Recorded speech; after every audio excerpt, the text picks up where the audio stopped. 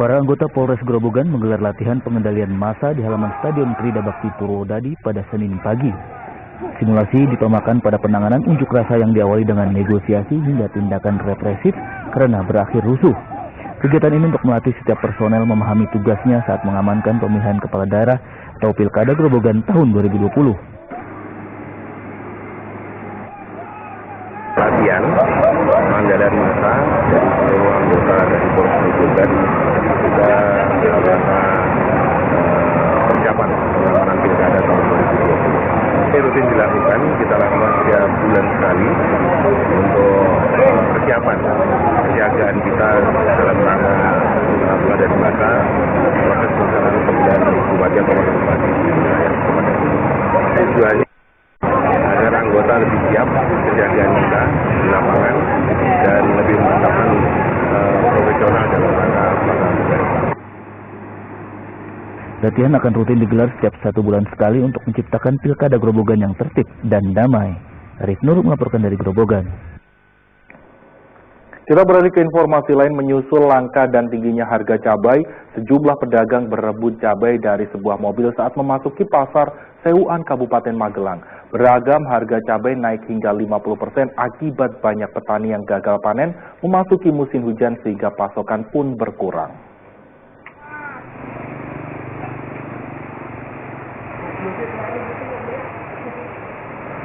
Belum tiba di pintu masuk pasar Sewuan Kabupaten Magelang, sejumlah pedagang cabai berusaha mengejar mobil pembawa cabai. Mereka khawatir tidak kebagian menyusul langka dan mahalnya harga cabai dalam beberapa hari terakhir. Beragam harga cabai naik hingga 50% akibat banyak petani gagal panen memasuki musim hujan sehingga pasokan pun berkurang.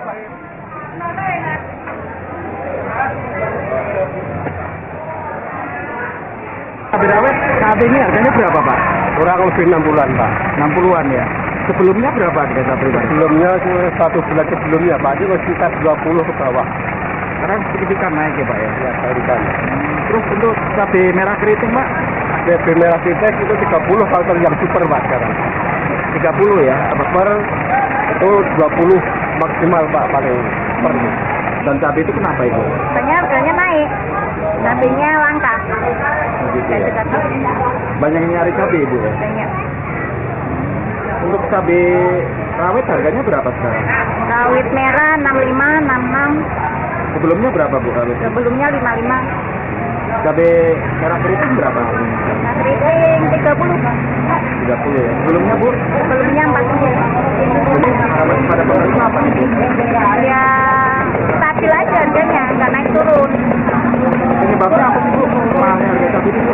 Langka pada 20 jumlah penderita demam berdarah di Kabupaten Temanggung meningkat. Salah satu upaya mencegah berkembangnya nyamuk Aedes aegypti penyebab demam berdarah dengan melakukan pengasapan ataupun fogging.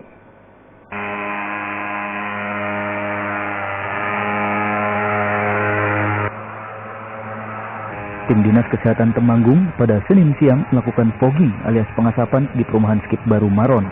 Tindakan ini sebagai upaya mencegah berkembangnya nyamuk Aedes aegypti penyebab demam berdarah. Dalam sebulan terakhir, ada 10 warga di wilayah Skip Baru Maron menderita demam berdarah. Ada sekitar lurah yang kena DP. Kami minta permohonan ke GKK untuk diadakan booking. Pemerintah Kabupaten Temanggung telah menetapkan wilayahnya menjadi kejadian luar biasa atau KLB demam berdarah. 4 kecamatan dinyatakan endemik, yaitu Parakan, Kedu, Temanggung, dan Kecamatan Kandangan. 4 kecamatan. Oh, yang paling banyak di kecamatan mana? Yang paling banyak Kecamatan Kandangan. Kandangan. Ada di Kandangan itu ada di 3 tempat. Satu Termas, ya. Terus kemudian Rangsari itu masuknya Wadas. Terus satu lagi waktu Kedumumpul. Ya. Dari KLB ini, kejadian KLB ada korban jiwa. Ada korban di Parakan, satu meninggal. Jumlah penderita demam berdarah hingga akhir Januari 2020 terus bertambah menjadi 116 orang. tingginya curah hujan mempercepat perkembangan jentik nyamuk. Masyarakat diminta rutin melakukan pemberantasan sarang nyamuk sekaligus membersihkan lingkungan. Wahyu Diono melaporkan dari Temanggung. Ya, polisi meringkus 2 pengedar dan 1 pengguna sabu asal Kebumen. Dari penangkapan ketiga tersangka, ikut diamankan pula barang bukti belasan paket sabu, 5 pil Inex dan 1 timbangan. Satuan Reserse Narkoba Polres Kebumen meringkus 2 pengedar dan 1 pengguna sabu. Dari penangkapan ketiga warga Kebumen ini, polisi menyita 14 paket sabu seberat 8 ons, 5 pil Inex, dan 1 timbangan. Bagi 1 tersangka pengguna terancam hukuman maksimal 12 tahun penjara, sedangkan 2 pengedar dijerat pidana maksimal 20 tahun kurungan. Penangkapan sabu dan jadi pengedar 1 didapatlah barang bukti sabu, kemudian dikembangkan lagi ya kepada dari siapa barang ini. Akhirnya dapat tersangka 2. Setelah itu kita kembangkan lagi, dapatkan penggunanya juga. Dan intinya ada barang buktinya, semuanya sudah kita amankan dan kita siap melakukan proses penyidikan untuk diteruskan ke kejaksaan dan persidangan. 4 paket sabu, ya, 3 Inex dan 2 Inex. Ini tipinya. Dan mereka juga kita tangkap juga menggunakan timbangan, dan ini sudah sering dipakai oleh. Kita beralih ke informasi lain.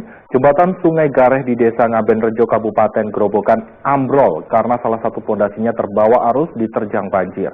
Masyarakat berharap pemerintah setempat segera melakukan perbaikan karena jembatan ini menjadi akses utama penunjang aktivitas perekonomian.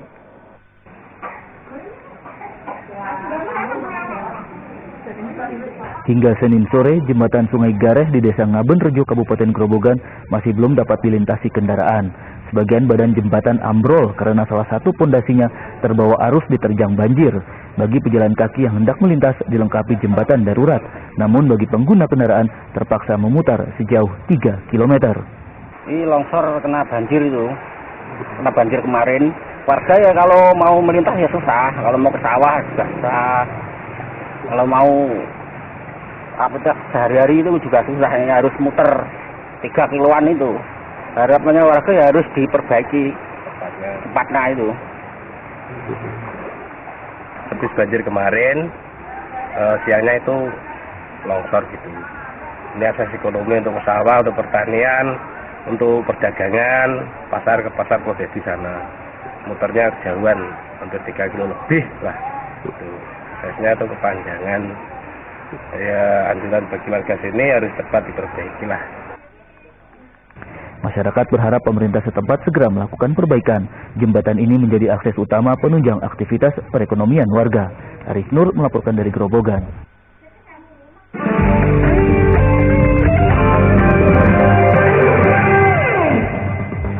Kembali kami sampaikan berita Semarang Utama hari ini.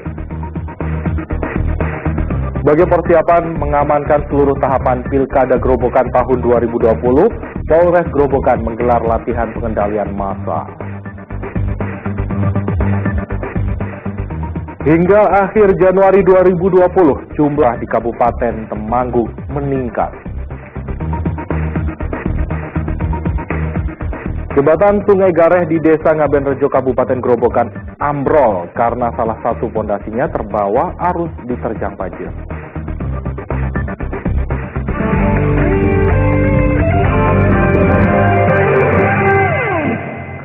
Ya, tim gabungan membongkar tiang portal di Jalan Raya Danyang Kuwu, Kabupaten Grobogan pada Senin pagi. Pasalnya, portal tersebut membahayakan pengguna jalan dan sering menjadi penyebab kecelakaan. Satuan Lalu Lintas Polres Grobogan bersama Dinas Perhubungan Grobogan serta Dinas Pekerjaan Umum Grobogan membongkar tiang portal di Jalan Raya Danyang Kuwu Purwodadi pada Senin siang. Selama 20 tahun terpasang, portal tersebut membahayakan pengguna jalan dan sering menjadi penyebab kecelakaan. Awalnya tiang dipasang untuk membatasi kendaraan besar melintasi jembatan di timur portal.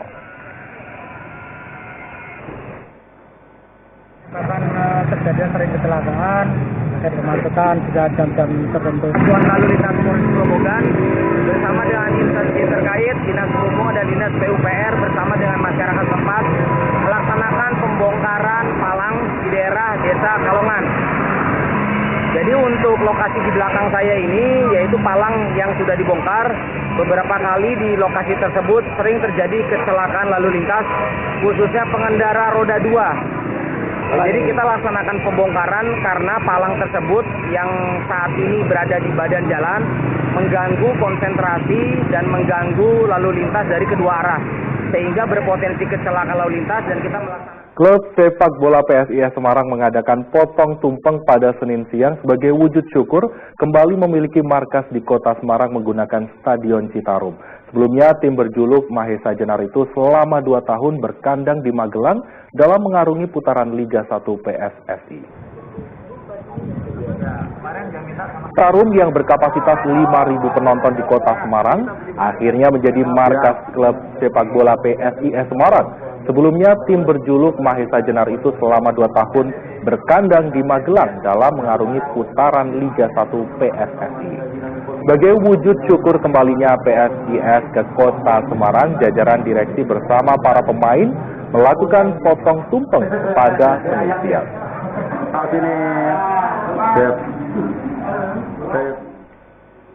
Kita beralih ke informasi lain, seorang petani di Salatiga mampu mengembangkan tomat unggulan saat musim hujan. Dari 1 hektar lahan, Arif Sutrisno mampu menanam 25.000 batang tomat dengan masa panen mulai umur 60 hari. Musim hujan dapat menyebabkan produksi tomat menurun karena kelembaban yang tinggi dan serangan penyakit meningkat. Kondisi ini banyak dialami petani hingga gagal panen dan merugi. Namun di tangan Arif Sutrisno, tomat yang dihasilkan tahan terhadap penyakit. Warga Ledok Kota Salatiga ini mampu mengembangkan tomat unggulan saat musim hujan dengan keuntungan berlimpah. Dari 1 hektar lahan, Arif Sutrisno mampu menanam 25.000 batang tomat. Masa panen mulai umur 60 hari, kemudian dipetik hingga 14 kali. Rata-rata 1 pohon menghasilkan 4 kg tomat selama panen. Tanaman tomat pada khususnya pada saat musim penghujan ini, memang kalau kita pandai-pandai kita yang namanya menanam atau merawat, kita sebagai petani pasti mempunyai hasil yang lebih daripada saat-saat musim kemarau. Pertama untuk perawatannya mestinya masalah cangkulan. Mungkin perlu diketahui cangkulan itu harus gundukannya itu paling tidak minimal 30 cm. Karena apa? Kita membuat gundukan yang tinggi supaya drainase air itu bisa lancar dan tanah saat gundukan itu airnya bisa tuntas. Yang kedua, kita memilih yang namanya bibit tomat yang tepat dan usia pendek sudah kita panen. Yang selanjutnya adalah cara perawatan. Perawatan mulai dari perawatan tanah, mungkin bisa Anda lihat ini bersih semua, bebas daripada gulma, ya. Terus kita memakai yang namanya insektisida dan pestirisida yang tepat. Dan itu pun juga tepat penggunaannya juga saat kita semprot insek atau pestirisida ini ya terus lakukan itu. Sehingga tanaman itu tidak akan kena virus atau hama-hama yang lain, karena saat musim penghujan itu memang rentan akan yang namanya virus atau penyakit-penyakit ulat-ulat dan sebagainya. Dengan cara tanam tomat yang tepat selama musim hujan, Arif Sutrisno meraih pendapatan tinggi karena harga jualnya naik di atas Rp6.000 per kilogram. Yulianto melaporkan dari Salatiga. Komisi Pemilihan Umum Grobogan diminta menjaga netralitas. Seluruh tahapan pemilihan kepala daerah Pilkada Grobogan tahun 2020 harus dilaksanakan secara jujur dan transparan. Aparat Polres Grobogan meningkatkan kerjasama dengan jajaran Komisi Pemilihan Umum KPU Grobogan. Para pimpinan dan anggota KPU Grobogan diminta menjaga netralitas. Seluruh tahapan pemilihan kepala daerah Grobogan tahun 2020 harus berlangsung jujur dan transparan. Informal juga tapi bertemu oleh Ketua KPU dan komisioner untuk melihat yang ada dalam hal penyelenggaraan pemilihan yang ada ada di pengamanan yang ada. Kami juga sudah mempersiapkan diri dalam tahapan-tahapan yang jelas, dan ini sudah berjalan, dan kami juga sudah mempersiapkan diri dari Polres Grobogan dalam rangka pelaksanaan pilkada yang ada. Dari Kapolres menyampaikan bahwa KPU harus jaga netralitas, mempertisan dan juga dalam rekrut ini kerahasiaan soal juga disampaikan juga, dan kami sudah jalankan selama ini. Kita beralih ke informasi lain, polisi meringkus 2 pengedar dan 1 pengguna sabu asal Kebumen. Dari penangkapan ketiga tersangka ikut diamankan pula barang bukti belasan paket sabu, 5 pil Inex dan 1 timbangan. Satuan Reserse Narkoba Polres Kebumen meringkus 2 pengedar dan 1 pengguna sabu. Dari penangkapan ketiga warga Kebumen ini, polisi menyita 14 paket sabu seberat 8 on. 5 pil Inex dan 1 timbangan. Bagi 1 tersangka pengguna terancam hukuman maksimal 12 tahun penjara, sedangkan 2 pengedar dijerat pidana maksimal 20 tahun kurungan. Terhadap pengedar sabu-sabu, dan jadi pengedar sabu didapatlah barang bukti sabu, kemudian dikembangkan lagi ya kepada dari siapa ini barang ini, akhirnya dapat tertangkap dulu. Setelah itu kita kembangkan lagi, dapatkan penggunanya juga.